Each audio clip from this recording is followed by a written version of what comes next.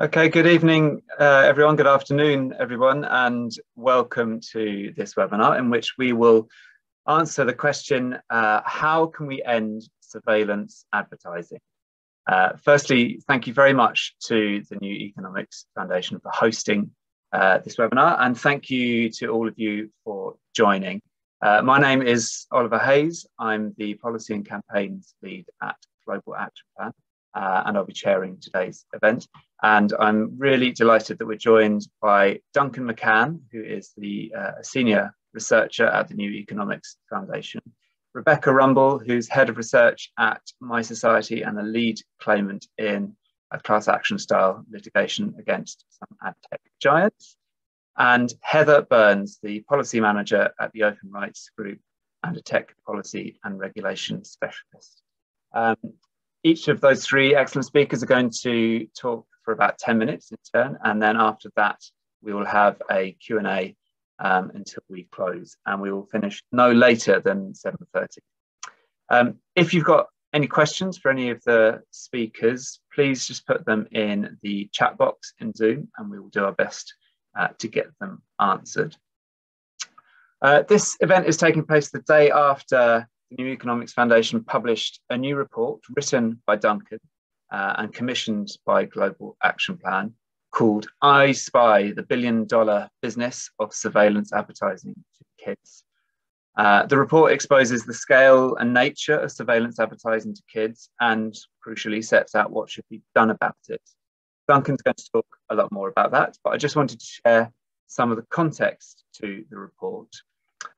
Much of Global Action Plan's work focuses on the systemic drivers of consumerism, an economic and political system that is responsible for significant climate and ecological damage, for the exploitation of many people and groups, and for plummeting human well-being, particularly among young people.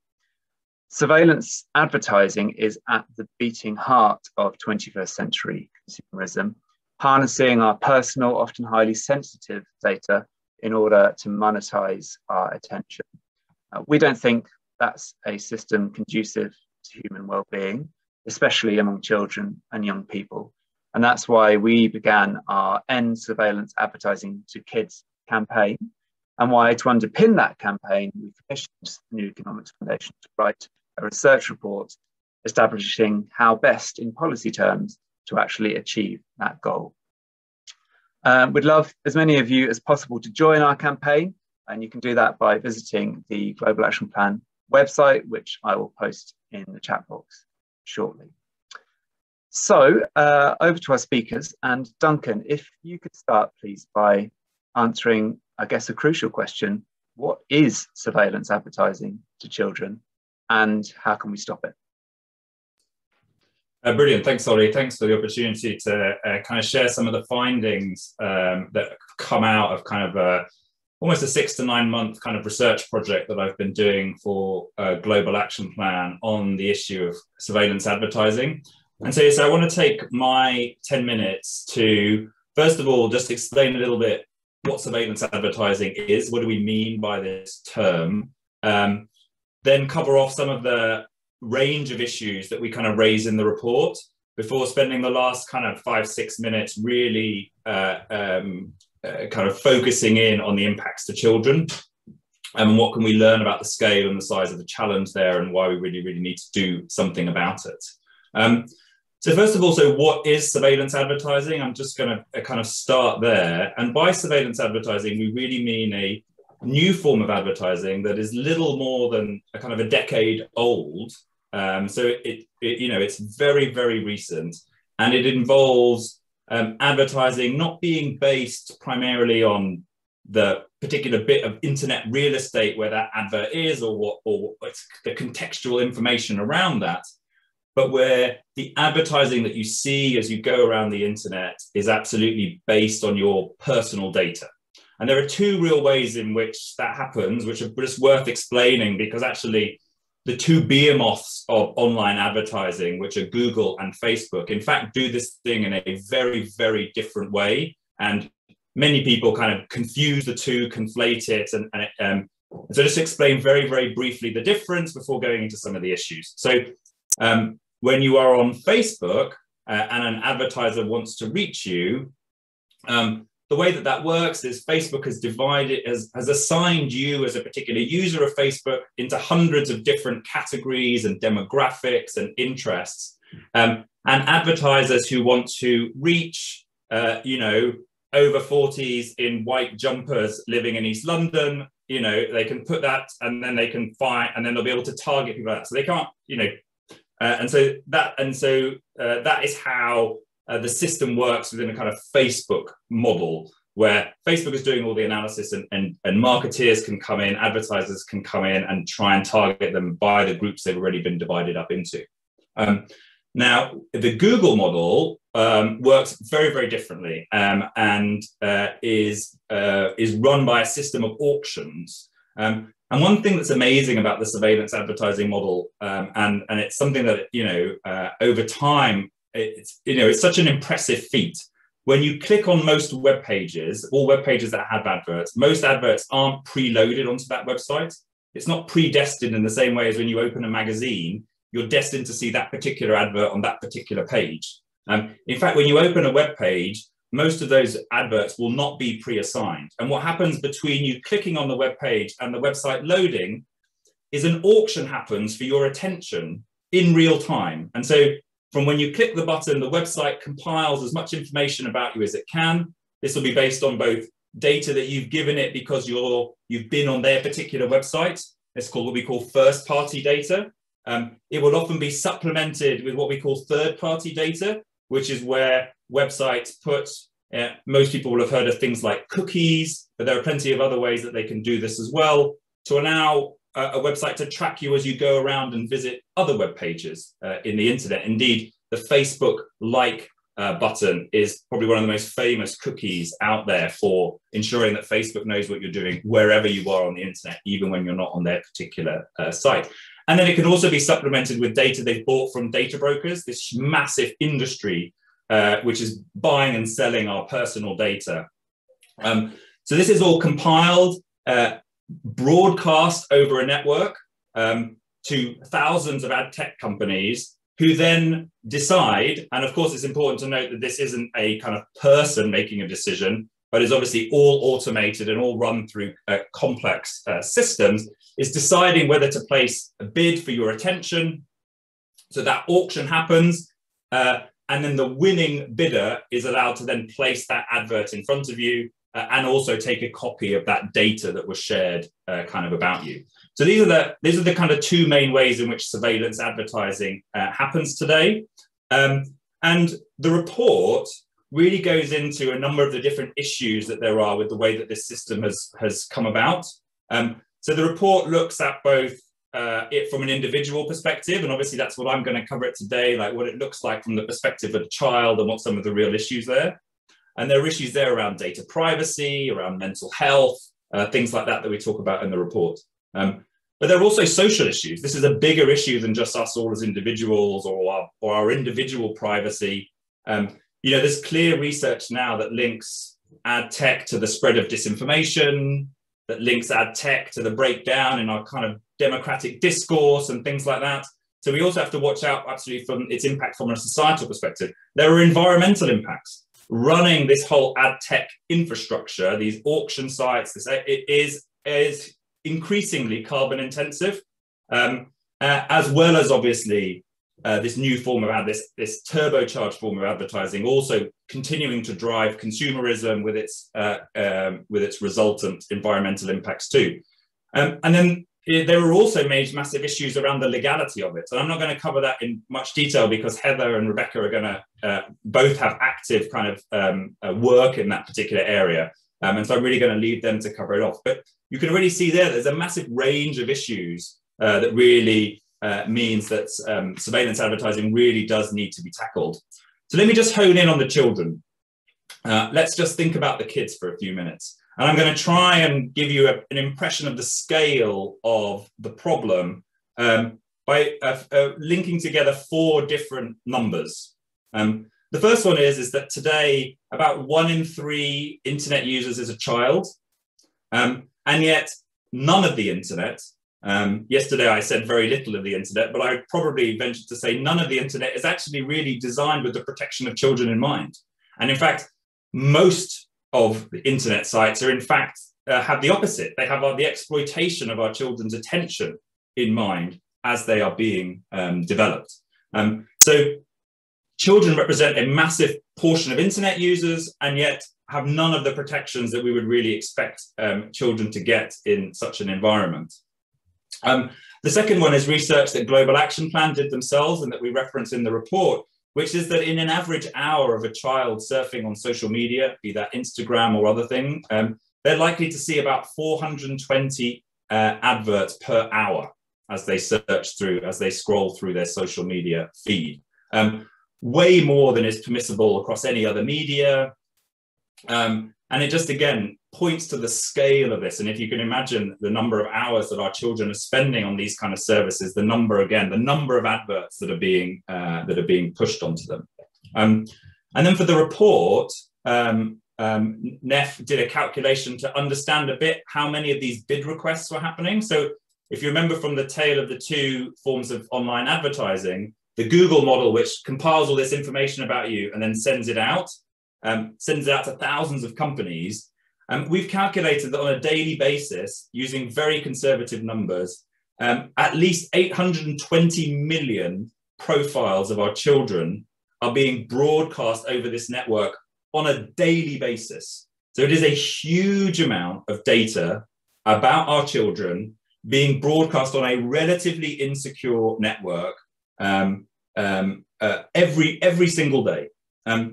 And what this underpins, so these profiles then are obviously populated with data that these websites have created, but research by a marketing company called Super Awesome calculates that by the time the average child reaches the age of 13, the ad tech industry has collected 72 million data points about that child. So what you can see here is that we have an internet that is, has loads of children in it, and yet it is not designed to protect them with any kind of protection in mind. They are being bombarded by adverts. Their data is being harvested at alarming rates per the Super Awesome, and then is being broadcast, shared, and used kind of against them in this kind of massive bid request system. So, so there's all this targeting happening of our children. And so why should we really be worried about that? Well, there's really good long-standing research which shows that children in particular are particularly vulnerable to the power of advertising. And that this new form of advertising, which is not just in the places where children are, but it is targeting them based on their characteristics, their interests, and so on, are likely to be even more susceptible to kind of manipulation and that power of advertising. The other thing that's really important to remember is that, so surveillance advertising not just accentuates existing issues, but also does create some new issues as well. There's also clear evidence that children lack many of the capacities to understand really what an advert is. And this can really be demonstrated by the fact that only 25% of 8 to 15-year-olds can identify that those first few results after a Google search, even though they have the word ad in front of them, are in fact adverts. So even, some of the things that us as adults would identify very clearly as an advert, children still struggle to do that. And then, even as adults, we struggle to understand the way our data is used to kind of feed in these ads. Well, obviously, children are going to struggle even more to kind of understand how their data is used, which you need to ultimately to be able to kind of really manage your online world. And so what you get is actually a kind of a huge asymmetry between the child on one side and then on the other side, a kind of powerful ecosystem of ad tech companies with millions of points of data about the child trying to kind of influence and manipulate that child. So you've got a huge asymmetric kind of power imbalance between these two actors on the either side of this transaction. And so I've noticed I've already kind of gone over, so I'm just going to conclude with, in the report as well, we don't examine just one solution. We look at a whole range of options about how we might protect children from this activity of surveillance advertising. And although there are many potential ways it could happen, we do identify that by far the best way, without any kind of unforeseen or without any kind of problematic impacts, is really that we need to stop surveillance advertising for everybody. That's clearly the best way to ensure that 100% of kids are protected. And it ensures that we start to deal with some of the wider social issues that surveillance advertising brings. So I do encourage you to read the report. There's just so much detail in there. It's not possible to go through it all. But yeah, and I'm really looking forward to kind of questions at the end of the session. Thank you very much. Thank you, Duncan. Yeah, fantastic oversight of a massive and complex issue. And we will post a link to Duncan's report in the chat as well. So Rebecca, over to you next. I hope that you will be able to talk to us about how adverts are currently regulated in the kind of the old traditional offline world, I suppose, and how that might be replicated online. And also to share a little bit about the legal challenge that you are involved in. Great, thanks. And yeah, thank you for the invitation to speak to you all today, and well done to Duncan on the report. It's really interesting, and I love how stacked full of statistics and fun facts it is. I'm going to be quoting it at length, I know. So I think, yeah, I've got a couple of hats on here. I suppose firstly I should start off by saying I'm a non-executive director of the Advertising Standards Authority here in the UK. And as a regulator of advertising, it's been increasingly difficult to kind of get to grips with advertising online. As Duncan said earlier, this kind of surveillance advertising that this report is focused on simply didn't exist 10 to 15 years ago. And the speed with which it has kind of taken over, I don't think has caught us by surprise, but it certainly presented a much bigger and much more technical challenge than we kind of expected. The ASA has been regulating broadcast and non-broadcast advertising for many, many years, and we believe, and I agree, that we are pretty excellent at doing that. And we've got networks all over the world where we talk to other regulators about how we do this.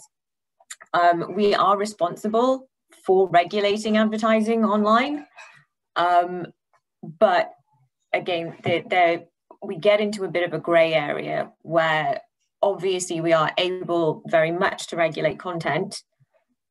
We are able to look at how advertising is being targeted, but then online we start moving into this kind of grey area where if the advertising is being so targeted, as in these instances, that then becomes more of an area for the ICO to actually be looking at, because that's more of a kind of intrusion into the personal data space.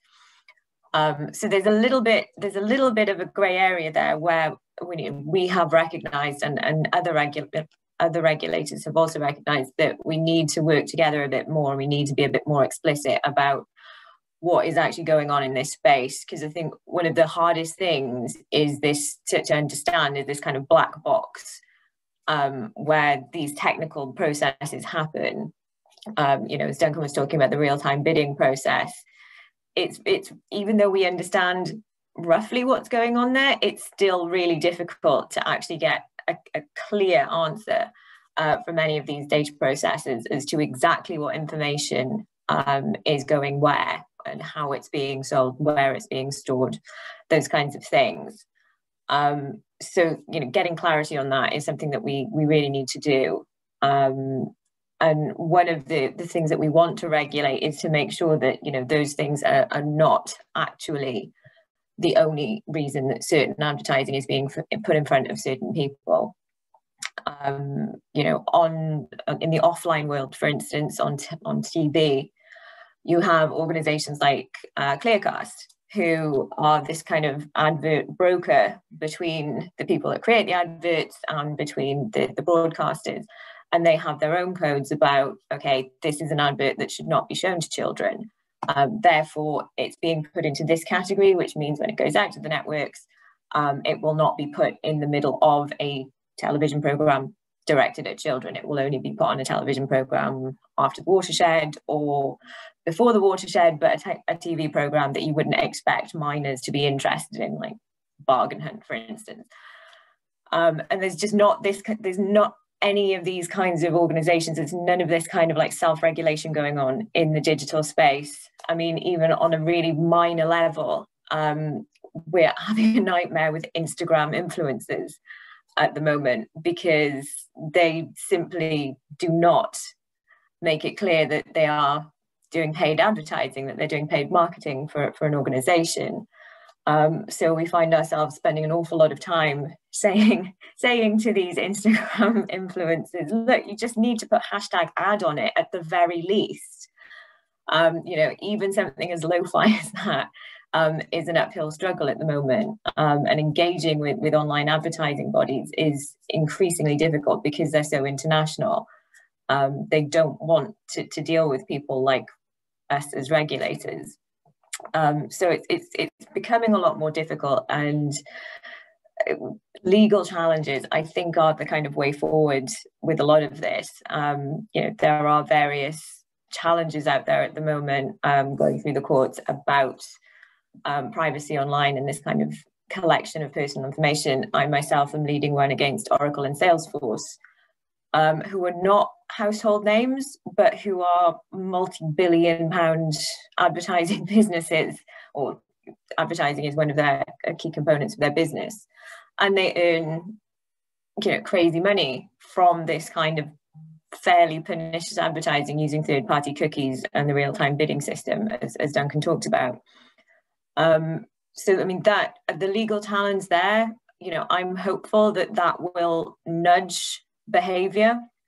And I think some advertising behavior, some recognition is already out there to a certain extent. You know, it seems to be increasingly fashionable for kind of the big tech giants, you know, the Apples, the Googles, to start saying, okay, we're going to move away from, you know, hoovering up all of your information, or we're going to stop the use of third-party cookies on our browsers. I don't believe that this is happening out of the goodness of their hearts or any genuine concern necessarily for the privacy of consumers. I think it's potentially, you know, their way of making, exerting their dominance in the marketplace and pushing out smaller organizations. But, you know, we will see. But, you know, the problem is with regulating this kind of thing, we're going to be playing catch up. You know, this is coming over the next few years. We've only just started getting to grips with GDPR.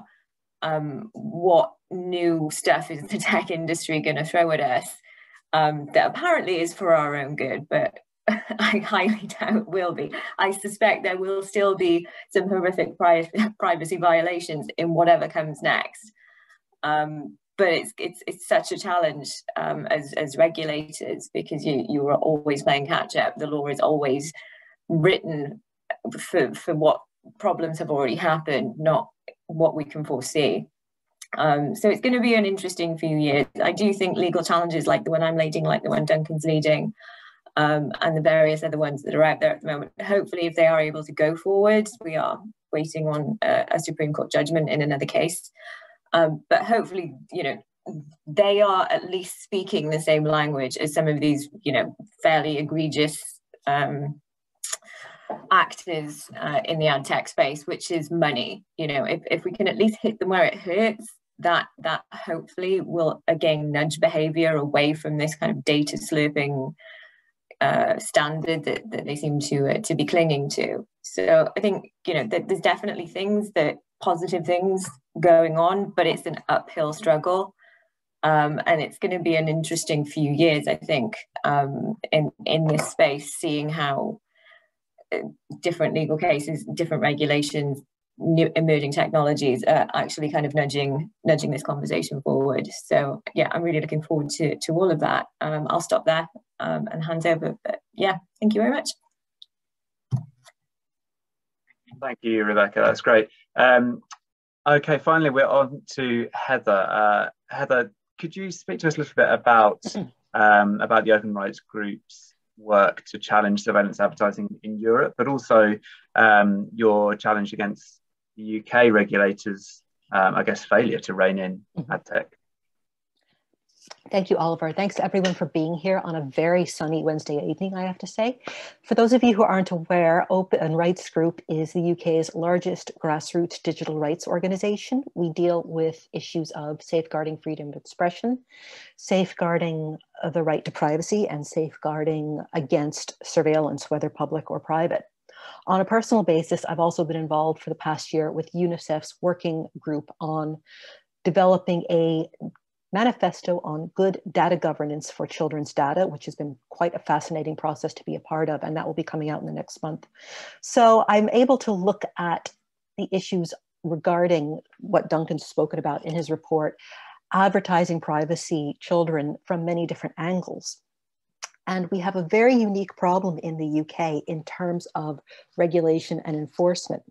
And in many ways, it's created the problem which Duncan talked about, is that yes, surveillance advertising of children is a horrific problem.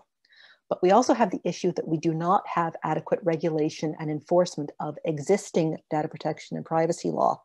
Now, in the UK, as you'll be aware, the data protection regulator is called the Information Commissioner's Office, and their track record on enforcement of privacy law is perhaps not as good as it should be. I'm being very diplomatic here.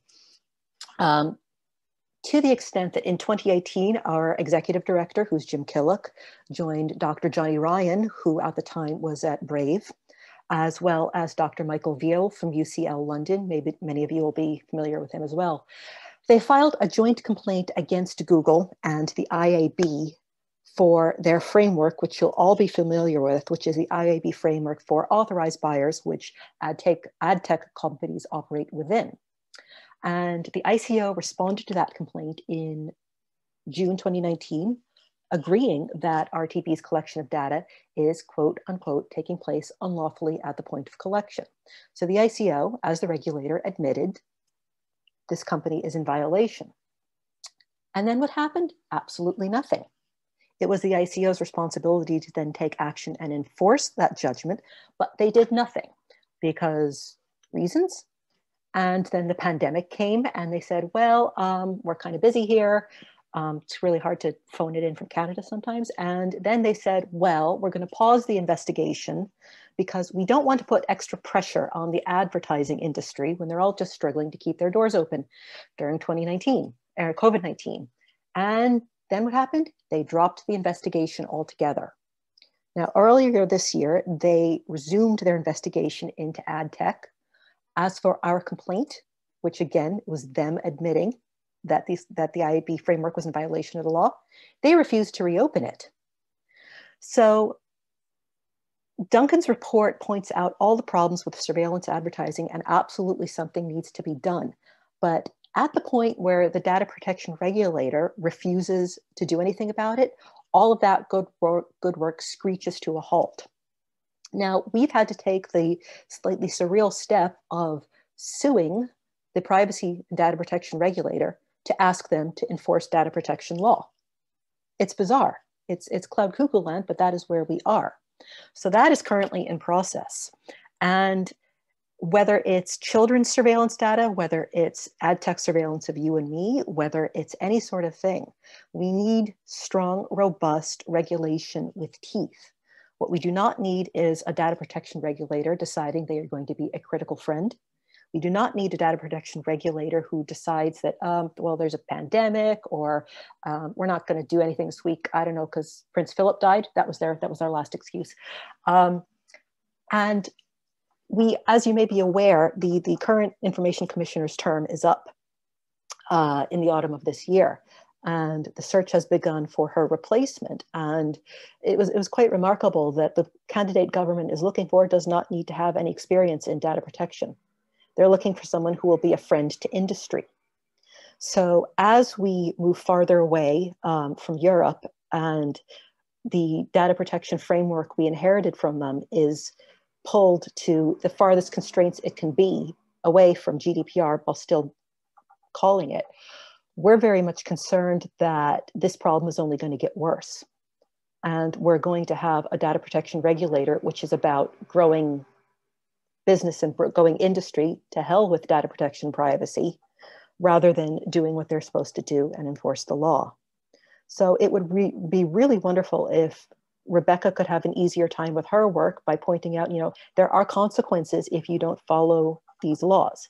It would be great if Duncan could work on how do we stop surveillance advertising at the root, rather than all of us having to sort of duct tape all these solutions, because at the end of the day, companies can do things, organizations like ours can do things, but there's no regulation and there's no enforcement. So that's the issue with the UK. Believe it or not, children don't just exist in the UK. They also exist in Europe, and this is a problem there. And whether we like to believe it or not, we are not an island. We are still connected to Europe in many ways. And many of you will have followed the progress of the e-privacy directive, which is like, the EastEnders of digital law. It's been going on for years. It's a bit of a drama. Will we see a resolution this year? I say that every year. But Open Rights Group has recently joined with our colleagues in Liberties, which is a European civil rights and liberties organization, and the Fundacja Panoptykon, which is a European group, to start a campaign, which we've called stopstalkerads.org, to ask the European Parliament to make sure that the e-privacy regulation, whenever it finishes, whatever year that is, makes it clear that online tracking for anyone, not just children, is never allowed without consent for any reason. We'd like to see the banning of cookie walls that we've all grown to hate. And we'd like to see them put an end to deceptive pop-ups by making DNT, that is do not track signals, legally binding. And it's really unfortunate, whether we're talking about Europe or here in the UK, that it falls to groups like ours and Liberties, and to think tanks like the NEF, and to our members to have to sign petitions and pester their MPs and their MEPs about these really basic facts. It's easy to bang the table and say something must be done. And politicians, my goodness, they love to do that. But when you tell them, okay, the source of the problem isn't just big evil tech, it's this regulator who's letting things slide, well, they don't want to rock the boat. But we need to see politicians and legislators rocking that boat about the lack of regulation, about the lack of enforcement, as easily as they rock the boat about this company or that. So hopefully we'll see some change. I'm not optimistic, but that's the direction I'm going to keep pushing in. And I'll take your questions at the end of the talk. Wonderful. Thank you so much, Heather. Yeah, if anyone does have questions, do feel free to put them in the text box, in the chat box, and we will make sure that they get answered. So I'm just going to come back on the thing that you said there, Heather, and then sort of point it, well, I guess at all of you. I mean, how do we stop this at source? How do we actually head this off at source so that you can all stop having to do everyone else's work for them? Well, Duncan put forward 3 very good suggestions in the paper, which I hope you've all read.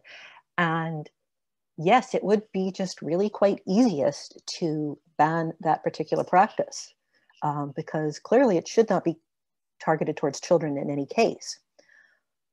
But more important than that, if you don't explicitly label that practice, then what happens is we all have to duct tape solutions around. And some of the solutions could raise equally difficult ethical issues, such as, there's always the call for age verification, saying, well, we should age verify people so we know who the children are so we can treat them differently. But that raises a lot of issues. For example, I'm a bit older than a teenager. Am I going to be happy about having to age verify myself on every site? No. Do I want to see age pop-ups like cookie pop-ups? No. More to the point, I have a teenager. Do I trust the teenager to like not hack a solution to an age verification process while I'm making a coffee? Oh, hell yeah, she can do that. I mean, anything you put in as mandatory, trust me, teenagers will hack a solution to it. Another point about that is age verification is collecting personal data. You know, you're creating databases of not just who's who and what their ages are, but you're creating a record that said Oliver Hayes, who is X years old, visited these websites and confirmed his age. So the point I'm making is that that's sort of like a thing that we sort of have to duct tape a Ruby Goldberg solution around a problem, which we should just be addressing at the root. So a ban on surveillance advertising for children, combined with proactive, robust regulatory enforcement, seems to me like a much better use of our time and very limited resources than actually adding more things on top, which create more data use. Yeah, and I'd definitely like to build on what Heather said, which is that it's really important that we rethink how, you know, GDPR was in many ways great because it, you know, it established, you know, quite clearly these new rights that we have over data.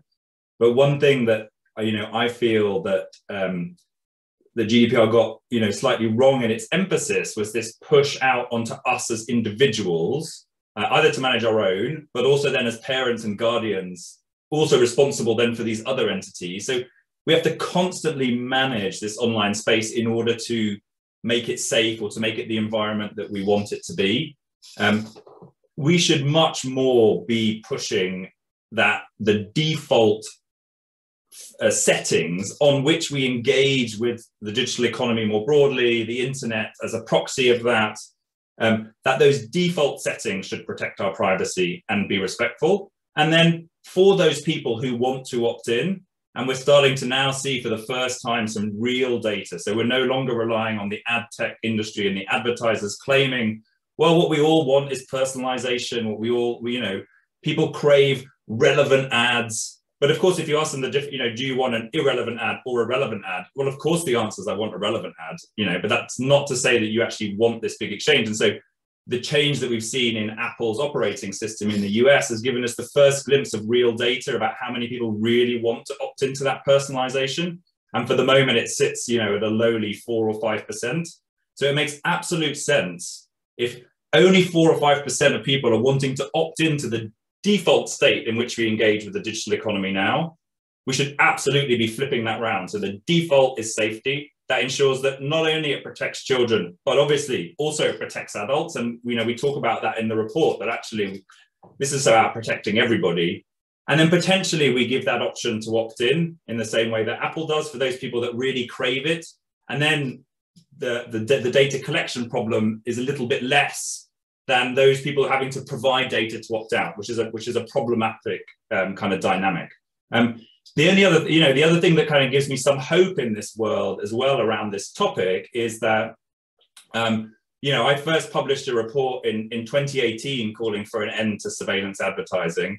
We didn't quite have that term yet developed, but, you know, it was like a bit of a wacky idea that, you know, nobody was taking super seriously 3 years ago. And the journey that like the world has been on in the last 3 years, where now mine isn't even the only report this week calling for an end to surveillance advertising.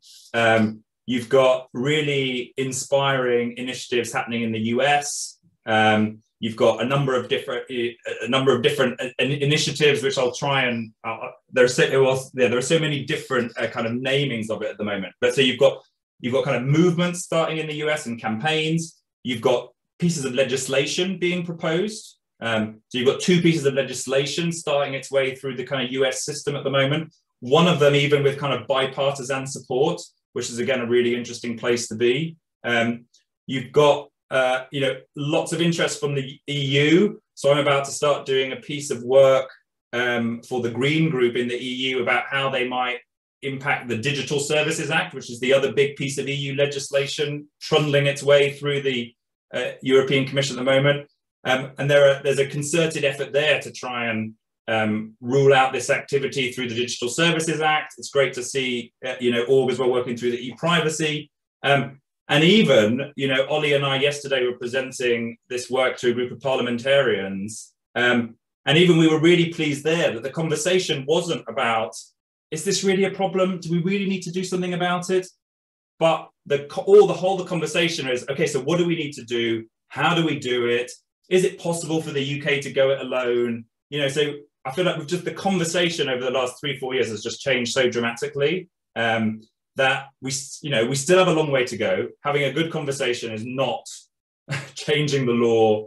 And then, as Heather and Rebecca rightly said, changing the law isn't even the end game there, because you actually need the conditions in which that law is actually going to be enforced.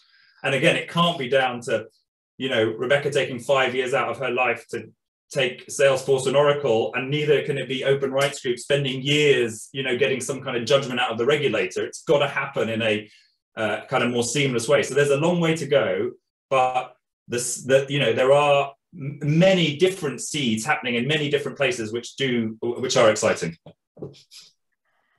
To add to that as well, I mean, the regulator that doesn't as often get mentioned here, but is, and is looking more increasingly at this area and needs to have sharper teeth, is the Competition and Markets Authority in the UK. Because, I mean, we've talked a lot about surveillance advertising, and I feel like we're letting these companies off the hook a little bit by, going along with the narrative that this is just about putting adverts in front of us so that it's something that we want to buy.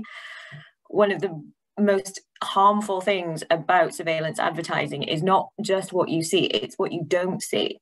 It's those adverts and those products that are not being put in front of you.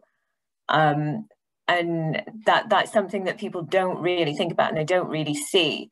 But, as a for instance, if you're talking about financial products, the adverts that get put in front of you might actually be for products that are more expensive, but essentially the same product than would be put in front of someone with a different profile.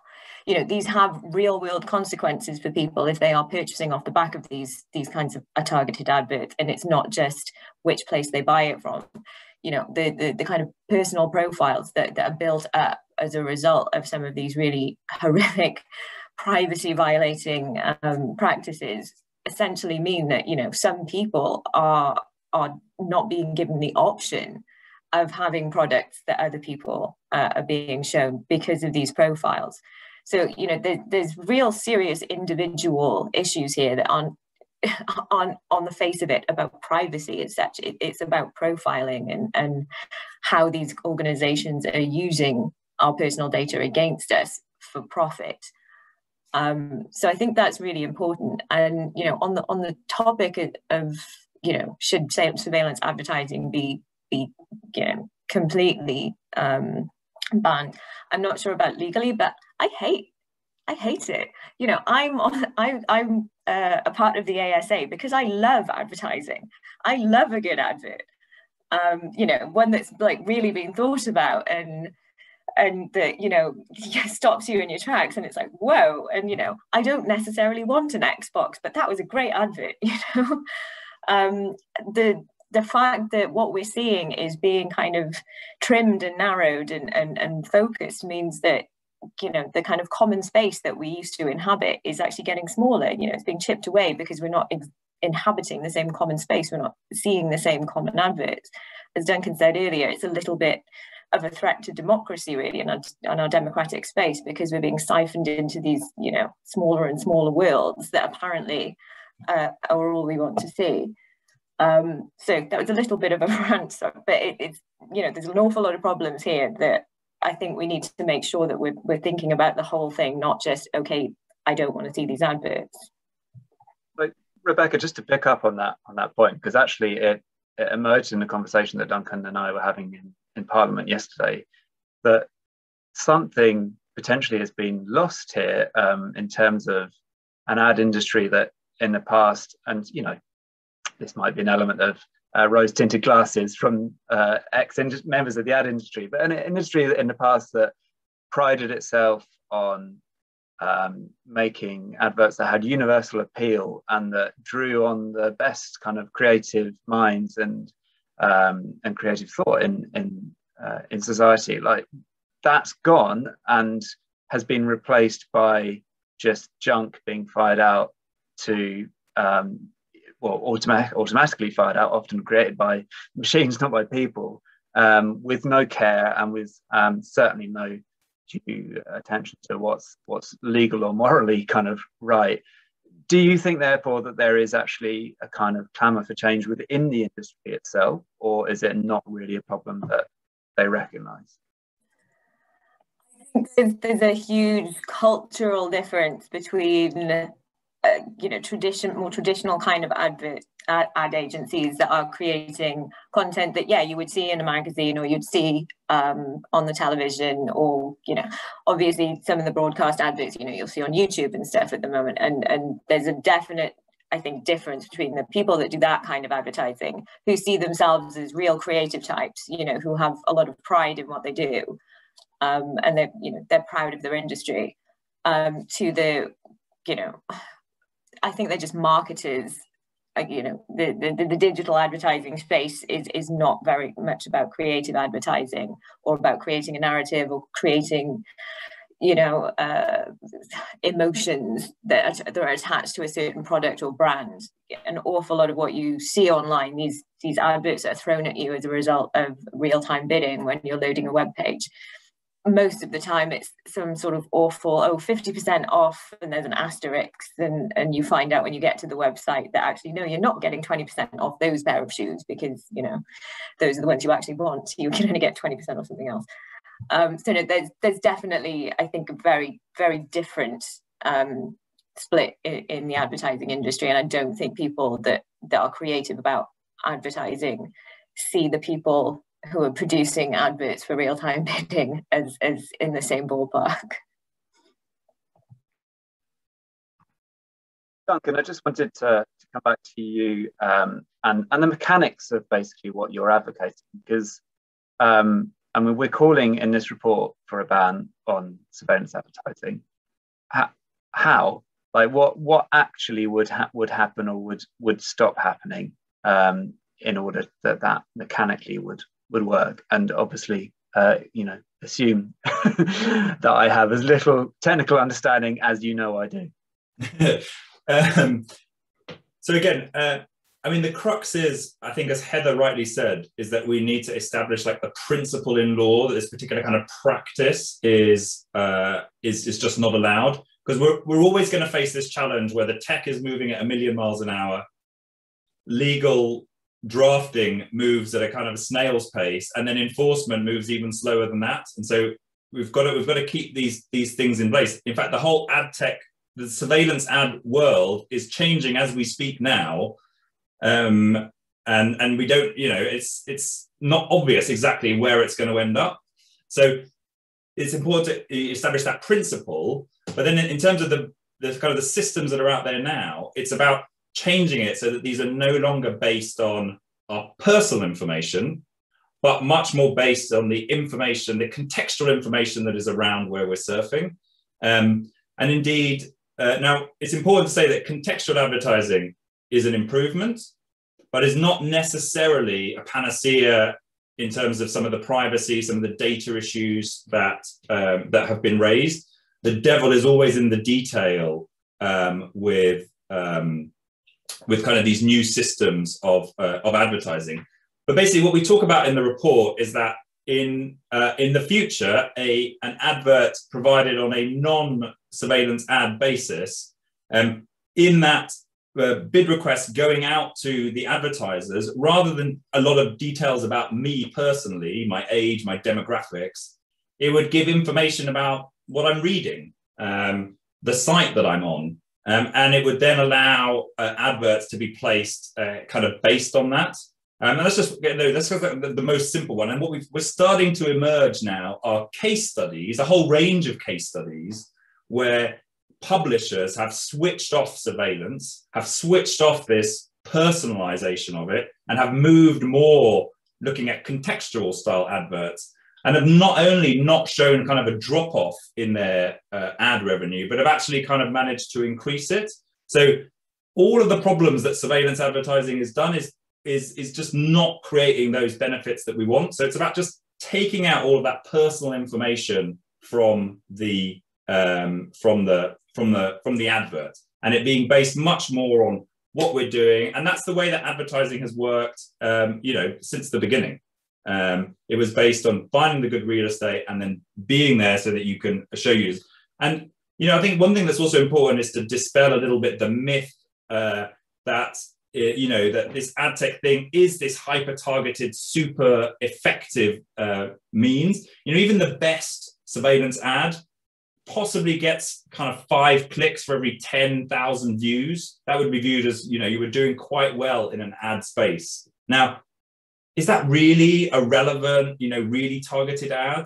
I think, we should start to unpick some of these issues. So I think we can make it happen at root cause, but we absolutely need to, we need to watch out. And, I see that, one of the questions there. So, that Google's next idea is creating flocks. So we're no longer individuals, but we're groups. And that our grouping will not sit in some kind of central server, but will sit on our kind of browser. So isn't that all like respecting all the privacy? Well, the truth is we just don't know yet, because actually the detail is still not there for us to really analyze exactly how these flocks, these cohorts, these groupings, these collectivizations of features are going to work properly. But we're absolutely following them very closely. So all of the big ad tech companies are entering this, and even Apple is also going to have a go soon at rethinking the ad space. So watch out to see what they're up to.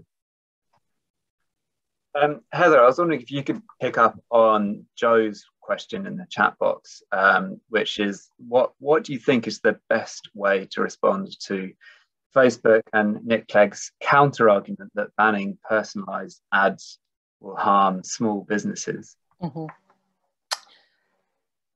I mean, you will speak to a lot of small business owners for whom that ad revenue supports their work. And sometimes they're not even a business owner. Sometimes it's a side project. Sometimes it's a side hustle. It's their gig economy. It's how they pay a couple of bills on the side. The point is that the ads don't need to be personalized to the level that they are. Maybe they just need to know I'm a woman in my 40s in Glasgow. That's really all you need to know about me. You don't need to know that I'm a woman in my 40s who likes West End musicals and sci-fi books. That's getting a bit more intense. You don't need to know I'm a 40-year-old divorced woman, because that's getting into other things as well. So there is, I think, a middle ground to be achieved in the sort of the old style advertising that Rebecca spoke about, that the advertising we knew and loved, that it's an ad that appeals to me, but doesn't make me feel that they're creeping in on me. So I think it's entirely possible to reach a middle ground where it is still possible for small businesses, side projects, to support their work through advertising without unwittingly supporting the surveillance infrastructure. And I guess related to that, like if you were Facebook or Google or any of the Oracle and Salesforce, if you were the people who are currently increasingly under scrutiny for this practice, what is the counter argument that you would make? What would you push back, and how would you say, well, there, it's a lovely idea, but you don't understand this is actually going to kill the internet or kill advertising or whatever? What would be your main argument if you were them? The main argument I would give to them is that what is the saying we used to use in software development? Your output is its product. And at some point in the past decade, the output shifted from the product being the thing supported by advertising to advertising being the thing, and the product is somewhere in it. And that's something I always think of when I visit a news site which tries to load 620 tracking cookies before, so I can read a 3-paragraph story. Well, if it takes 10 megabytes of ad tech data to serve me 2 kilobytes of text, that is not a news site. That is an ad tech surveillance site. which is doing a sideline in news.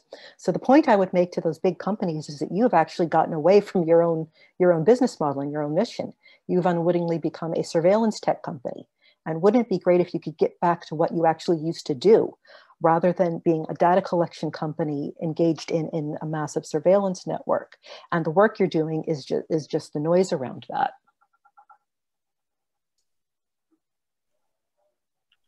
Duncan, did you want to add to that? Well, only because it just brings to mind, you know, this this guy Bob Hoffman, who, if you don't subscribe, he's got a blog called The Ad Contrarian. He has a great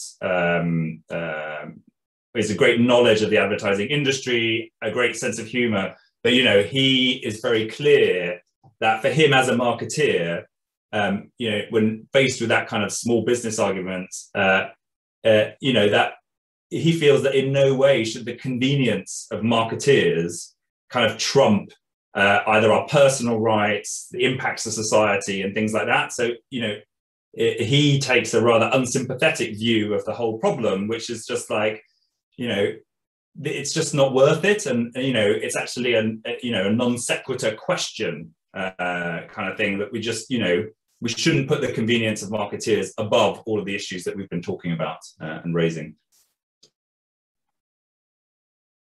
Rebecca, this might strike you as a very sort of basic question, but I don't really know who Oracle and Salesforce are, but they seem big and important, and potentially kind of out with sufficient scrutiny. Like, who are they, and what is their relevance to our actual lives?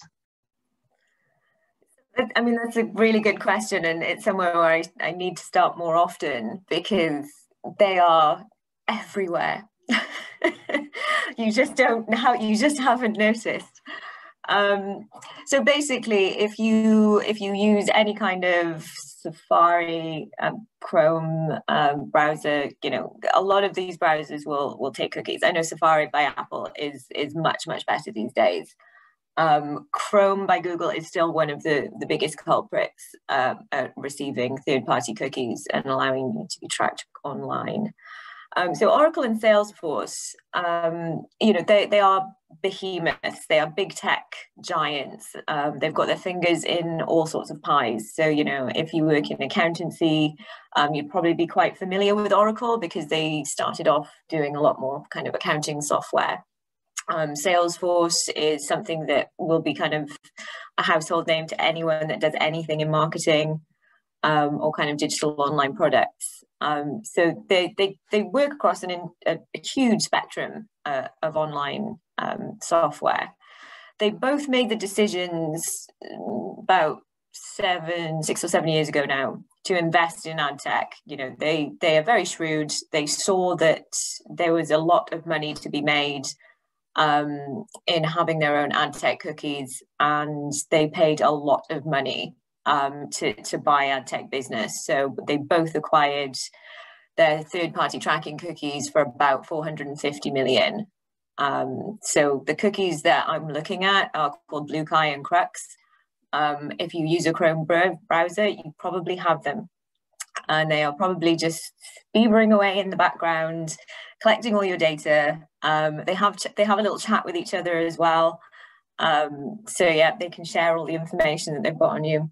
And this is why, you know, this is why you should be worried about them, because they're not household names, but they are putting these cookies on your system, and they are tracking you, and they are making money as a result. So the class action I'm running, you know, we're expecting that there will be millions of people in that class. We're running it in the UK and in the Netherlands, and we're, you know, the figure that we're looking at is 10 billion euros, assuming that, you know, every individual gets about 500 euros in compensation. So this is huge. You know, we know that they're doing this to an awful lot of people, and people have no idea. So yeah, their power, I think some of it comes from the fact that they're not the Googles and Facebooks. They're not immediately recognizable. They're just working. They're just sitting back in the background, earning lots of money. Yeah, and one thing that I found really interesting to try and get more of a sense of who these people are, so the GDPR and the Data Protection Act here gave us this right to do what's called a subject access request. Sounds boringly technical. It's basically you have the right to ask any company that holds data about you for the data they hold about you. I strongly recommend everybody on this call to do that with both Salesforce and Oracle. It is extremely illuminating, a bit scary, and a bit funny from time to time as well. So when I got my one back from Oracle, it was 60 pages, double-sided, fact after, information point after information point, huge amount of stuff. And, while it was really interesting what they got right, it was also fascinating what they got completely wrong. And in fact, many of these big, ad tech companies, are happy to admit that maybe up to 30% of the data that they've collected about you is incorrect. And so that has some really important implications as well. Again, all this, as some of these profiles, 10,000 data points deep, but maybe 3,000 of those data points are incorrect. So what does that mean for this surveillance and personalization system? Well, it's in fact not being personalized to you. It's being personalized to some fictitious person that hasn't never existed.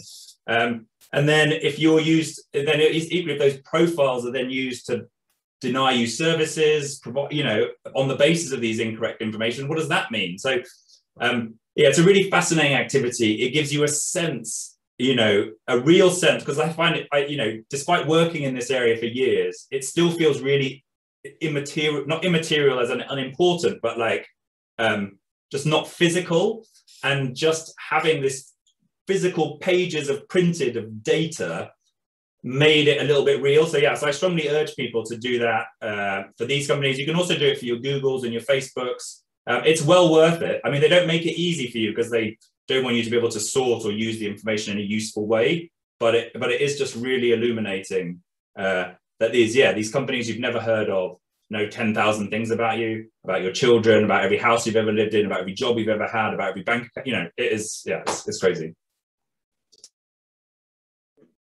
Thanks, Duncan. Heather, you've been, thank you for doing sterling work on the chat box, responding to lots of these questions. And one that you just responded to, I thought was really key, which was Charlotte's question of how do we get parents to emotionally engage with the issue and to recognize the impact it has on their children's health and happiness. Would you mind sort of picking up on that? Yeah, so Charlotte had asked how to explain these issues to parents and to recognize the impact it has with their children. I can only speak from my experience as having a teenager who may be slightly biased as having a digital rights activist for a mother.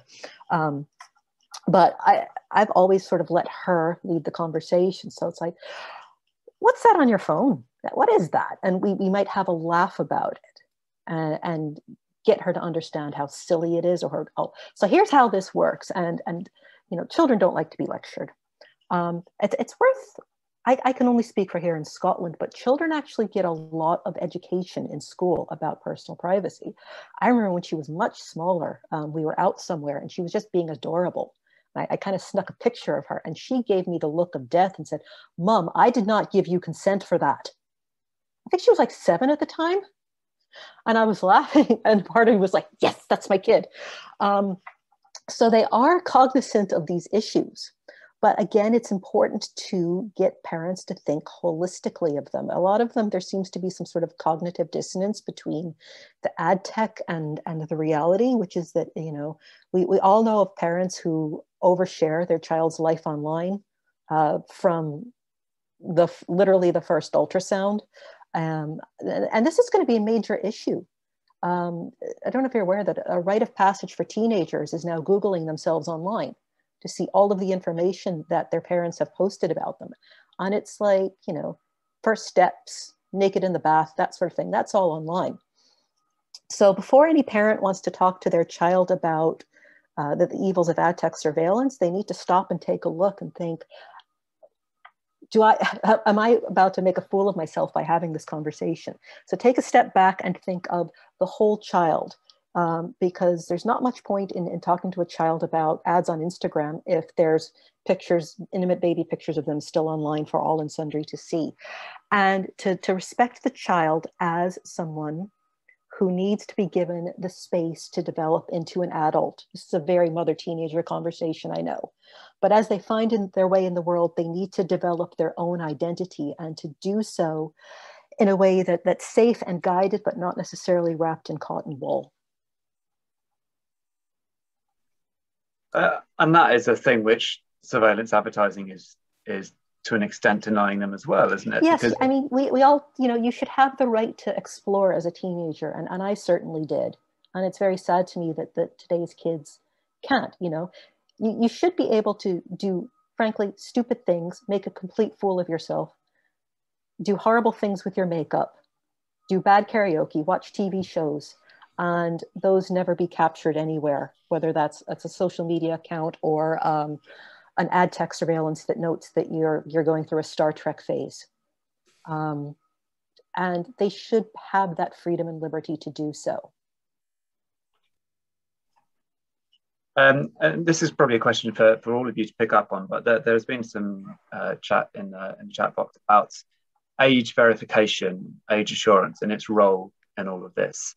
Duncan, should we start with you, because I know it's the thing that you covered off in your report. If we're trying to protect children, is there a role for age verification, age assurance, or something in between?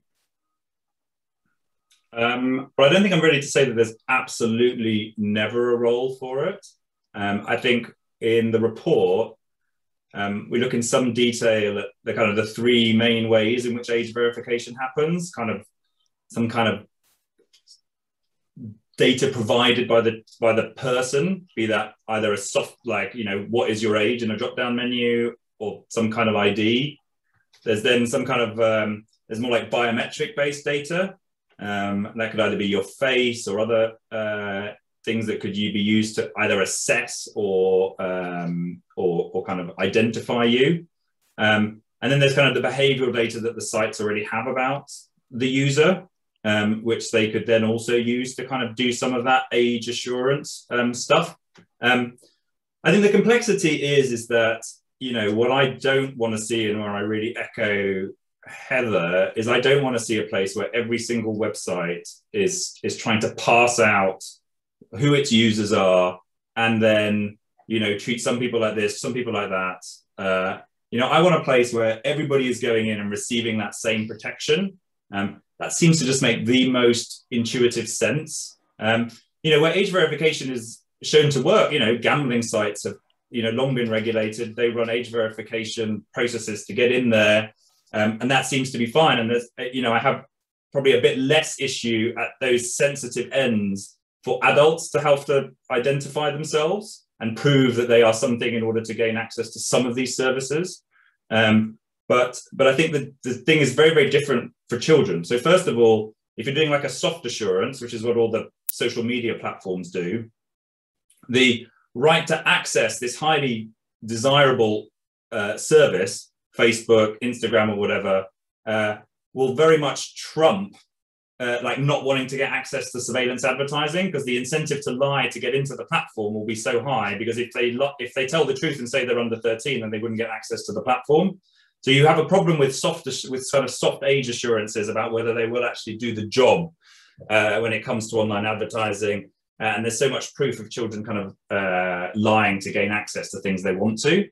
In the hard ID stuff, you obviously have the problem there that not only does it create these kind of data files and links, but many children just don't have the hard ID they need, and indeed, should they be plastering that all around as fraud becomes an ever increasing problem, and online fraud.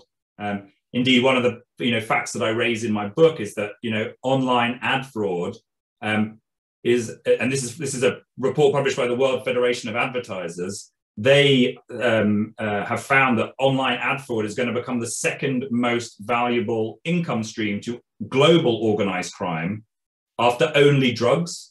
So totaling probably about $50 billion going to organized crime every year.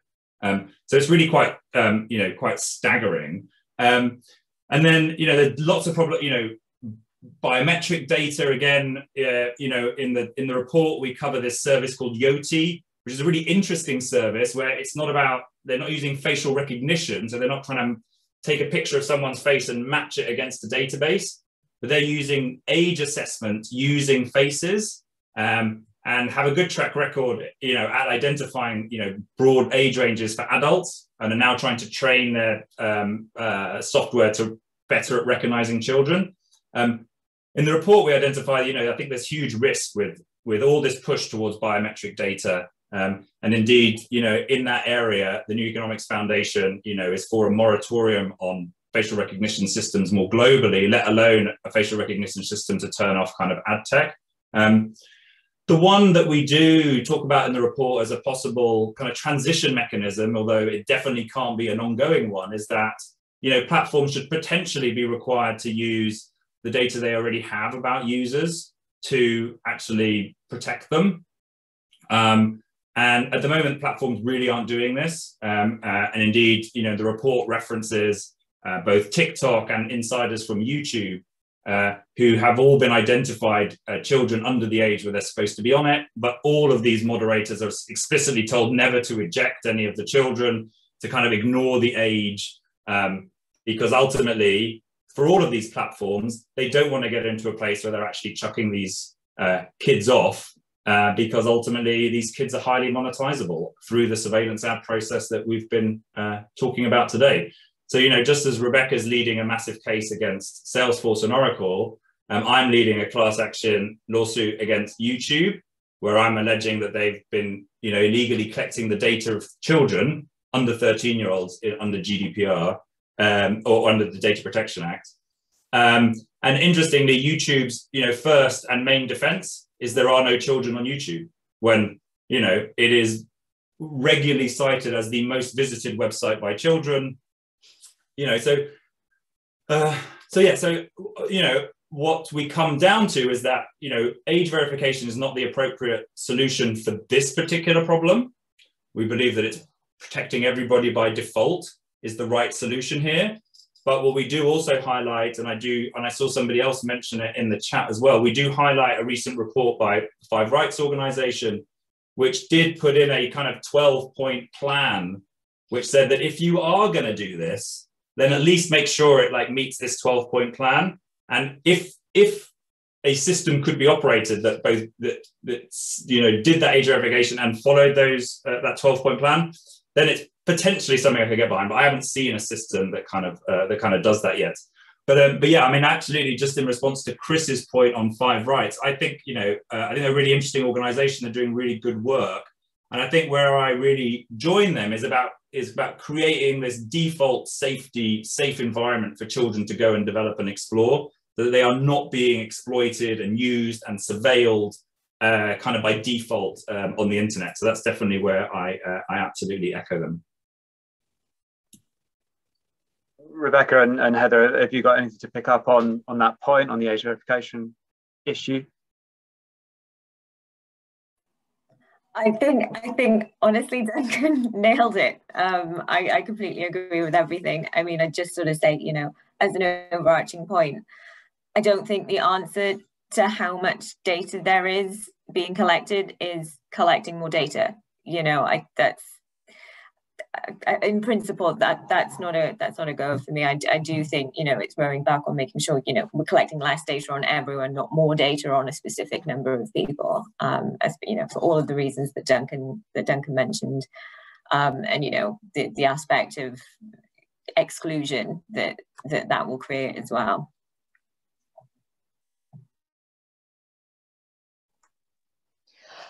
And I think that you've both nailed it as well. The only thing I have to say, and this is something I say several times a day in everything I do, but the web is a lot more than platforms. It's a lot more than 6 or 7 companies. And so much of the dialogue we have is necessarily around those. But we have to think, I was in a conversation 4 hours ago with a small business which may have to shut down because of the online safety bill. They're not doing anything wrong. They're not engaged in any wrongdoing. but they're about to be hit with a regulatory burden on the assumption that they are, because they're a company online dealing with a law that's been drafted to deal with big tech. So we need to be mindful of the fact that, number one, any solutions we propose are necessary and proportionate and realistic, and they're not imposing big tech-sized burdens on startups and businesses. And the other half of that is that, you know, so many of our problems are around those sites, those handful of sites. Well, part of the solution to that needs to be more diversity. There should be more than 3, 4 big sites. There should be 40, 50. You should be able to choose from. You should be able to craft an online experience. You should be able to build your own. And if we start imposing all sorts of regulatory burdens, be they age verification, be they content moderation, you're not going to encourage more diversity. You're going to encourage less, because you're going to create a situation where the only people who can comply with these are the big tech companies. And the smaller ones who aren't doing anything wrong, well, they're going to hit the road, as the one I met with 4 hours ago is. So we need to find the middle ground that allows us to create a better environment for children online that doesn't wrap them in cotton wool, doesn't expose them to more data collection, and doesn't create such an impossible situation that the companies that have created so many of these problems are the only ones left. Yeah, and that's definitely one of the hidden impacts of, you know, all of this kind of data protection regulation. You know, so us as a small, relatively small charity, the impact to us of GDPR, like as a percentage of like our time and effort and, you know, resources, so much greater than for the likes of Facebook or Google, despite the dangers that, you know, the new economics, the few little, you know, contact lists that we have pose is so little. And so, yeah, so I mean, Heather makes a really, really important point about how complex regulatory burden definitely plays into the hands somewhat of big tech, who not only can ignore it, because they can also fight the legal cases so that they can actually put off compliance with it for half a decade or more, but it stops the little companies even starting. And so, yeah, we definitely need to watch out when placing regulatory burden. It's very often not the answer, and it very often has this counterintuitive aspect of actually favoring the big tech companies that we're looking to control the most. There is a question from Sonia in the chat here, and I think actually there are a number of people on the call who are, and in fact on the panel as well, who are campaigners. We're part of campaigning organisations. We're trying to create public attention and awareness around what we're talking about, and we're trying to create the cultural conditions where these mechanical changes, these regulatory changes can actually happen. So how do we create those conditions? How do we get the public or bits of the public angry about everything we've been talking about the surveillance advertising, in order to create that pressure? Because as Sonia says, a lot of people still seem indifferent, or worse, even see this as something that's kind of useful. Who wants to go? Heather, you were unmuted, so I'll go back to you. I'm unmuted, am I? I think, as with anything, it doesn't really hit people until they have skin in the game, and that's really unfortunate. But it has to affect someone personally. Now, let's do an example of our regulator. It's not an ad tech surveillance problem, but it's a regulatory problem. You'll recall last year there was the A-level fiasco in England, where because pupils weren't able to sit their A-levels, they were given algorithmically generated grades based on their previous records, which resulted in some of them having years of work dashed, years of their hopes and aspirations dashed, because those marks meant they couldn't go to the places they thought they'd be going. And then they went back and had to review the marks, and they were completely wrong. And what young people didn't realize is they had rights. Under data protection law, they had rights. They weren't empowered to exercise them because they didn't know they were there. And that was a really great opportunity for the data protection regulator to have stepped out and say, you have rights. You can do something about this. You should exercise it. And that would have empowered an entire generation for life to understand oh my God, I have powers over the data people collect and hold about me. I have choices, I have options, I have rights, and I will never let anyone do that to me again. Did the data protection regulator do anything about it? Of course not, because it was COVID, didn't want to make a fuss. So it's really unfortunate that we have to wait until we are personally affected before we give a damn about these things. But it's important, I think, to help people understand that you have that system of rights. You're not powerless, you're not helpless, you're not a victim.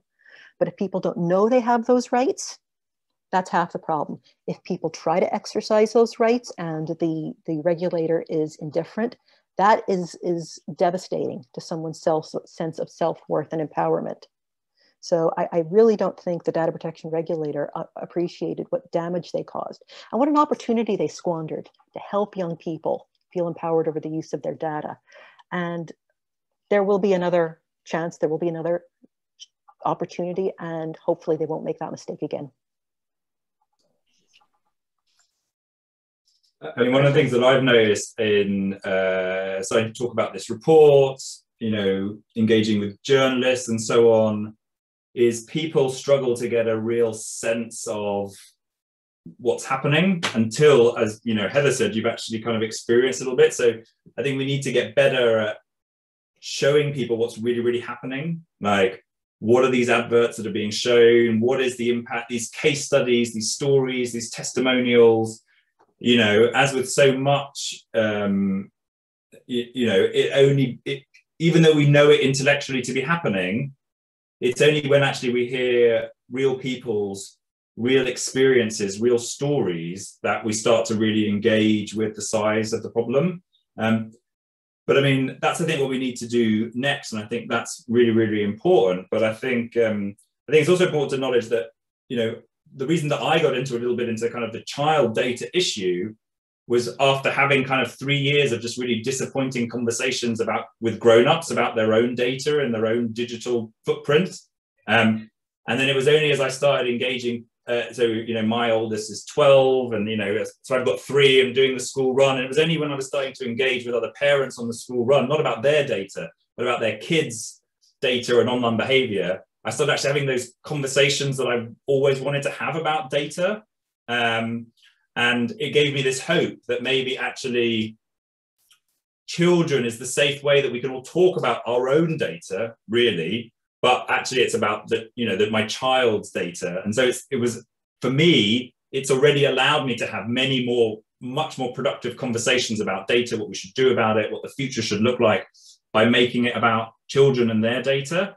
But I totally agree, we've got a long way to go. It doesn't yet capture the popular imagination in the way that we would like it to. And for me, I think the key thing there is we need some more, you know, testimonials, some more stories, real life experiences to really make it hit home, because otherwise it seems like it's a hidden problem or it's not a problem. Yeah, I mean, echoing that, and I think one of the hardest terms is privacy. You know, I get so often well, I've not got anything to hide. It doesn't matter if they want to target adverts at me.